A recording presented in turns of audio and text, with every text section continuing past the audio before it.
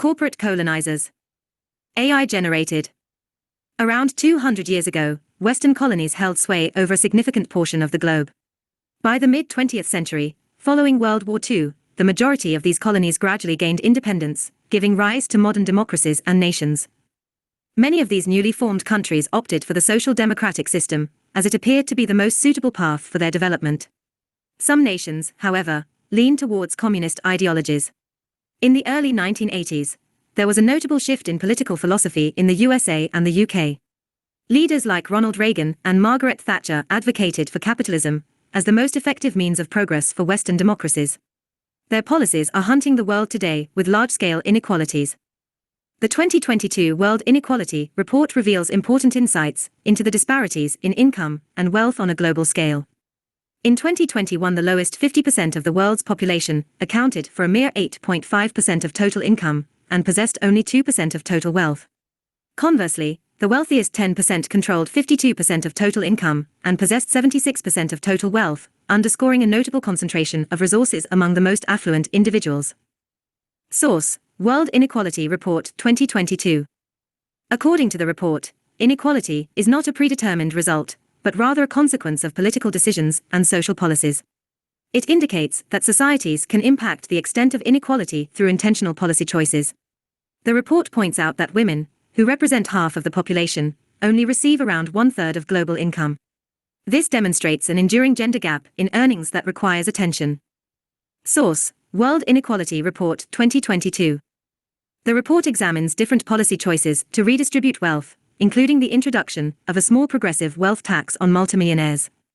These actions have the potential to produce substantial income, approximately 1.6% of worldwide earnings, that could be redirected towards critical sectors such as education, healthcare, and environmental initiatives. The report acknowledges that despite elite opposition to inequality-reducing reforms, there has been a historical progression towards more egalitarian societies since the late 18th century, indicating a possible continuation of this trend. These findings underscore the critical need for informed policymaking to address the challenges posed by inequality in the 21st century. Understanding how large corporations colonize the world involves recognizing their substantial impact on global economies, politics, and cultures. The following points illustrate how this influence unfolds. Economic influence. Large corporations often generate revenues that exceed the GDP of many countries. This economic strength empowers them to sway market trends, labor practices, and even national policies. For instance, global companies such as Apple, Amazon, and Google wield influence that extends across local economies and job markets. Cultural impact. Through media, advertising, and consumer goods, corporations mold cultural standards and principles. The worldwide presence of brands like McDonald's, Coca-Cola, and Disney ensures that their cultural offerings and marketing tactics shape lifestyles and consumer behavior on a global scale. Political power. Corporations frequently advocate for favorable regulations and policies. Their financial support for political campaigns and their capacity to shape public opinion through media ownership grants them significant political influence. This can result in policies that prioritize corporate interests over public welfare. Technological control. Technology behemoths like Microsoft, Google, and Facebook possess vast quantities of data and wield considerable sway over the flow of information. This control can influence public discourse, impact privacy, and even sway political results. Environmental impact. Major corporations play pivotal roles in sectors such as fossil fuels, agriculture, and manufacturing. Their activities can lead to substantial environmental consequences, ranging from deforestation to carbon emissions. This environmental footprint impacts global ecosystems and contributes to climate change. Economic influence. In her book, Vulture Capitalism, Grace Blakeley contends that corporations and political elites have manipulated economic systems to favor the wealthy while disregarding the well-being of the general public. This supports the notion that major corporations leverage their economic influence to shape global markets and policies, ultimately exacerbating inequality and limiting economic prospects for most individuals. Blakeley, in Vulture Capitalism, highlights how corporate agendas frequently result in environmental harm. Major corporations in sectors such as fossil fuels and agriculture leave substantial ecological footprints, contributing to climate change and environmental devastation. This ecological impact represents another avenue through which corporations wield their global influence. Historical context. There are several notable historical examples of corporations influencing political decisions. The British East India Company. Throughout history, the British East India Company has set a precedent for the contemporary impact of corporations.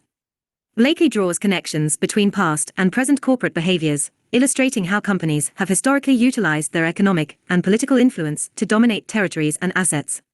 By combining these viewpoints, we can observe that the reach of major corporations goes beyond just economic prowess. They influence cultures, control technology, exert political sway, and affect the environment, often resulting in a modern form of colonization that touches all aspects of global society. An early and notable instance of this is seen in the British East India Company, which was established in the 1600s and played a pivotal role in India's colonization.